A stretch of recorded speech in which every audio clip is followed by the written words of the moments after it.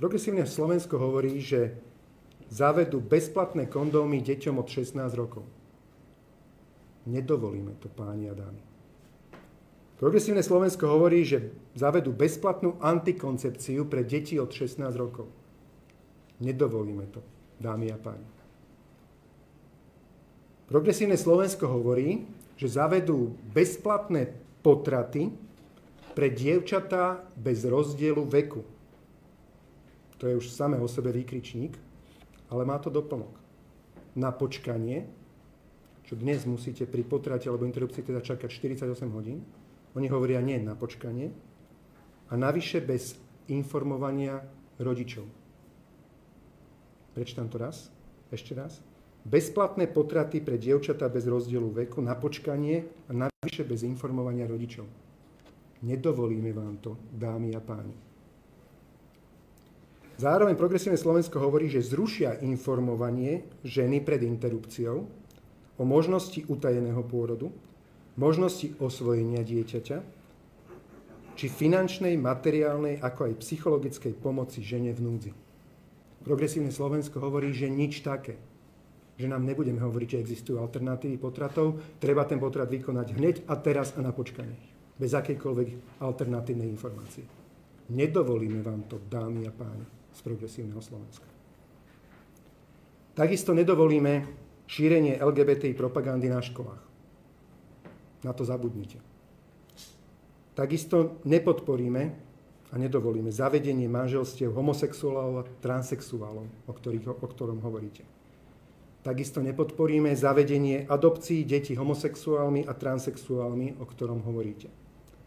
Nepodporíme zmenu pohlavia mladistvých. Nepodporíme zmenu pohlavia na počkanie bez akéhokoľvek psychologického či psychiatrického vyšetrenia. Toto navrhuje Progresívne Slovensko v svojom programe. Kedykoľvek, kdokoľvek príde na matriku, že on sa cíti, alebo ona, už niečím zo 72 rôznych pohlaví, tak musí to akceptovať žena na matrike, lebo zmena pohlavia bude už iba na základe sebaurčenia. Keď niekto príde, že teda jeden deň muž, druhý deň žena, tretí deň ono, štvrtý deň neviem čo, jednoducho má 72 možností, tak budú na matrike zapisovať ľudia pohlavie podľa toho, ako sa kto cíti. Bez čohokoľvek k tomu príslušného. Hlúposť, zvrátenosť. Naozaj, toto na Slovensko, naozaj nám páni a dámy z Progresívneho Slovenska, prosím, netlačte. Toto nie je progres, toto je regres, toto je úpadok, niečo, čo na normálne Slovensko nepatrí.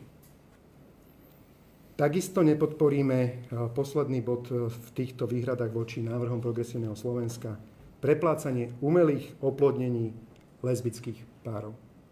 Nevidíme najmenší dôvod, aby sa ostatní ľudia na Slovensku skladali na to, že dve lesby chcú mať svoje dieťa. Najmenší dôvod na to nevidíme. Nevidíme najmenší dôvod, aby sa konzervatívne alebo kresťansky cítiaci ľudia na Slovensku, plátcovia daní a zdravotných odvodov, skladali na vaše hlúposti. Či už bezplatné kondómy, bezplatnú antikoncepciu pre deti od 16 rokov alebo bezplatné potraty pre dievčatá bez rozdielu veku. Sú to hlúposti, ktoré nechajte prosím vás za hranicami Slovenska. Toto nepovažujeme za progresívne Slovensko, toto považujeme za znaky, alebo návrhy, ktoré by zo Slovenska urobili naozaj amorálnu úpadkovú krajinu.